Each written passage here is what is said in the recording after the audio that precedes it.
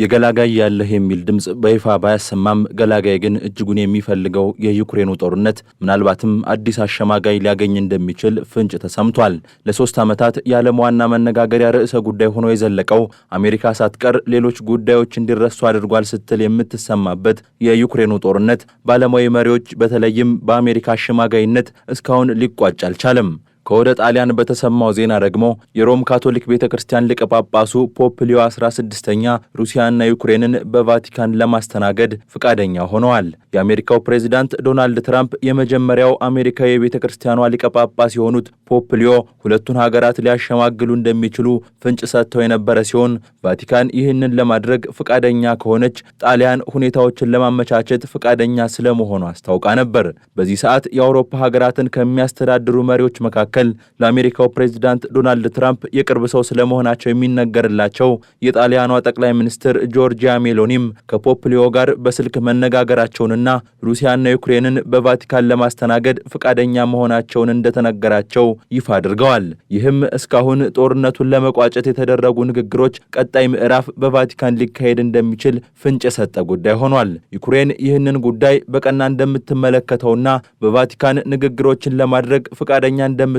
የሚጠቁም ጽሑፍ በማህበራዊ ትስስር ገጻቸው ላይ ያሰፈሩት የዩክሬኑ ፕሬዝዳንት ቮሎዲሚር ዘለንስኪ ከሩሲያ ጋር የሚካሄደው ንግግር ሊቀጥል ከሚችልባቸው 3 ቦታዎች መካከል ቫቲካን አንዷ ስለመሆኗ ገልጸዋል። ከአንዴም ሁለቴ ንግግሮችን ያስተናገደችው ቱርክ እንዲሁም አውሮፓዊቷ ስዊዘርላንድ ደግሞ ሌሎች አማራጭ ሀገራት ስለመሆናቸው ፕሬዝዳንቱ ጽፈዋል። ዩክሬን የጳጳሱን የማሸማገል ጥረት ፈቃደኛ ሆና ትቀበላለች ሲሉ የሚያነሱ ተንታኞችም ፖፕ ሊዮ ወደዚህኛው የሊቀ ጳጳስነት ኃላፊነት ከመምጣታቸው በፊት ሩሲያ በዩክሬን ሰብአዊ ውድመት እየፈጸመች ነው የሚል ንግግር ማሰማታቸውን አንስተው ይህ በዩክሬን ዘንድ ተቀባይነት ያስገኝላቸዋል ብለዋል። በዚህ ጉዳይ ላይ ትንታኔውን ያስነበበው ቢቢሲም በቅርቡ ሕይወታቸው ያለፈው ፖፕ ፍራንሲስ በጦርነቱ ዙሪያ በሩሲያ ላይ ይፋዊ ትችት ሲዘነዝሩ ካለመሰማታቸው ጋር ተያይዞ የፖፕ ሊዮ ተግባር በልዩነት ይነሳል የሚል ምልከታን አጋርቷል። ሩሲያ በእርግጥ የተኩስ አቁም ንግግሩ በቫቲካን ሊካሄድ ይችላል በሚለው ዜና ጉዳይ ይህ ዘገባ እስከተጠናቀረበት ጊዜ ድረስ አቋሟን ይፋ አላደረገችም። የሩሲያና ዩክሬንን ጉዳይ በቅርበት የሚከታተሉት ታቲያና ስታኖቫያ እንደሚሉት ግን ቫቲካን የሰላም ንግግሮችን ብታስተናግድም ሩሲያን የሚጎዳ ነገር አይከሰትም።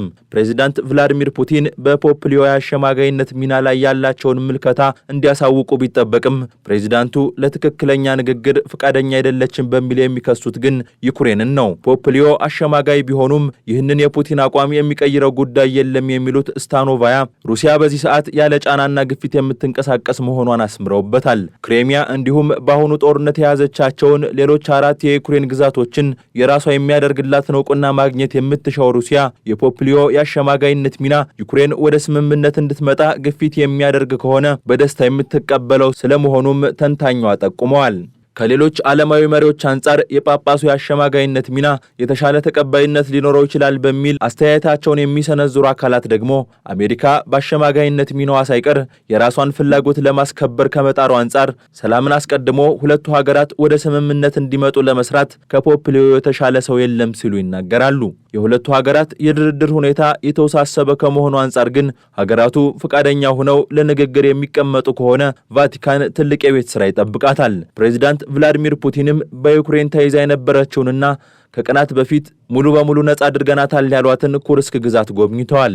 ምንም እንኳን ግዛቷ ከዩክሬን ኃይሎች ነጻ ብትወጣም አሁንም ቢሆን በዩክሬን ወታደሮች እንቅስቃሴ የተነሳ ከባድ ጊዜ እያሳለፈች ነው ሲሉም ፕሬዝዳንቱ ተናግረዋል። ከአካባቢው የተፈናቀሉ ዜጎች ደህንነታቸው በተጠበቀ መልኩ ወደ ቀያቸው እንዲመለሱ የሚያደርጉ ስራዎች እንዲከናወኑም ፕሬዝዳንቱ ጥሪ አስተላልፈዋል። ፑቲን በግዛቷ እየተገነባ የሚገኘውን የኒውክሌር ኃይል ማመንጫ መጎብኘታቸውንም አርቲ ዘግቧል። በጦርነቱ ውስጥ ለዩክሬን ቀጥተኛ ድጋፍ ከመስጠት እስከ አሸማጋይነት የዘለቀ ሚና ይዛ የታየችው አሜሪካ ደግሞ በባለስልጣኖቿ በጉዳዩ ዙሪያ በየቀኑ የተለያዩ መረጃዎችን እያሰራጨች ትገኛለች። ጦርነቱ በቶሎ እንዲቋጭ እናደርጋለን ከሚሉ የአሸማጋይነት ሚናችንን ትተን እንወጣለን እስከሚሉ አስተያየቶች ድረስ የሚሰነዝሩት እኚህ ባለስልጣናት ግን በሁለቱም ጽንፎች ረገድ እስካሁን ሁነኛ ፍንጭ የሚሰጥ ተግባር አላሳዩም። ትላንት ማክሰኞ ከሴኔቱ የውጭ ጉዳይ ኮሚቴ ጋር የተወያዩት የውጭ ጉዳይ ሚኒስትሩ ማርኮ ሩቢዮ ደግሞ ሀገራ ሀገራቸው በሩሲያ ላይ ማዕቀብ ልጥል የምትችልበት እድል ስለመኖሩ ተጠይቀው እንደሱ እንድናስብ የሚያስገድድ ሁኔታ ሊፈጠር ይችላል የሚል ምላሽ ሰጥተዋል። ከውጭ ጉዳይ ሚኒስትርነታቸው ባሻገር በመስሪያ ቤታቸው ስር እንዲተዳደር የተወሰነበትን ዩኤስኤድን እንዲሁም የሀገሪቱን መዝገብ ቤት የሚመሩትና ፕሬዚዳንት ትራምፕን በሀገራዊ ደህንነት ጉዳዮች ላይ የሚያማክሩት ሩቢዮ ሩሲያ ወደ ሰላም ስምምነት መምጣት እንደማትፈልግ ከተረጋገጠ ስለ ማዕቀብ ማውራት እንጀምራለን ሲሉም ሀገራቸው የሩሲያን አካሄድ እያጤነች ስለመሆኗ ጠቁመዋል። ማዕቀብ የመጣል ወሬ ሩሲያን ከሰላም ንግግር ሊያሸሽ ይችላል የሚል እምነት እንዳላቸው በሚኒስትሩ የተነገረላቸው ፕሬዚዳንት ትራምፕም አሁን ላይ ማዕቀብ የመጣል እርምጃ ውስጥ የመግባት ፍላጎት የላቸውም ተብሏል።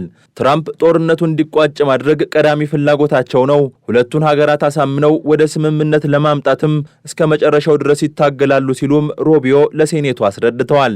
የሩሲያ ባለስልጣናት ወደ ሰፊ ድርድር ለመግባት የሚያስችላቸውንና ምን አይነት ሁኔታዎች ሲሟሉ የተኩስ አቁም ስምምነት እንደሚፈርሙ የሚያመላክት ሰነድ እያዘጋጁ ነው ያሉት ሚኒስትር ሩቢዮ እሳቸውም ይህንን ሰነድ እየጠበቁ ስለመሆናቸው ጠቁመዋል። ይህ ሰነድ ፕሬዚዳንት ፑቲን በጦርነቱ እንዲሁም በሰላም ጥረቶች ዙሪያ ያላቸውን አቋም በግልጽ ለመረዳት ያስችላል። ይህም በአሜሪካ በኩል በቀጣይ ሊወሰዱ የሚችሉ እርምጃዎችን ይወስናል ሲሉም ማዕቀብ የመጣልና ያለመጣሉ ጉዳይ ከራሷ ከሩሲያ ጋር የሚገናኝ መሆኑን አስምረውበታል። በተለያየ መልኩ በአሜሪካ ባለስልጣናት በኩል የሚነገሩ አስተያየቶችና የአሸማጋይነት ሚናው ላይ እንደ ፖፕሊዮ ያሉ ሰዎች እንዲሳተፉ በፕሬዝዳንት ትራምፕ በኩል የቀረበው ግብዣ በአሜሪካ በኩል የመሰልቸት ሁኔታዎች በግልጽ እየታዩ ስለመሆናቸው ማስረጃ ተደርጓል። በሴኔቱ የውጭ ጉዳይ ኮሚቴ ለቀረቡላቸው ጥያቄዎች መልስ የሰጡት ማርኮ ሩቢዮም በዩክሬኑ ጦርነት ዙሪያ የሚያወጡት ዶላርና እያሳለፉ የሚገኙት ጊዜ ሌሎች ጉዳዮችን ሸፍኖ እያሳለፈ ነው ሲሉ ተደምጠዋል።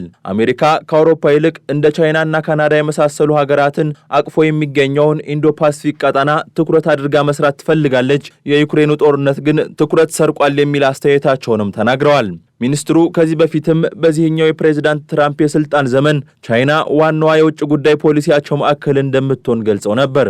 የፕሬዝዳንቱን አካሄድ በሚመለከት ትንተናዎችን የሚሰነዝሩ ተንታኞችም የዩክሬኑ ጦርነት በቶሎ የሚቋጭ ከሆነ አሜሪካ ከቻይና ጋር ያላትን እሰጥ አገባ በድል ለመወጣት በሙሉ ኃይሏ ትንቀሳቀሳለች ሲሉ ይደመጣሉ።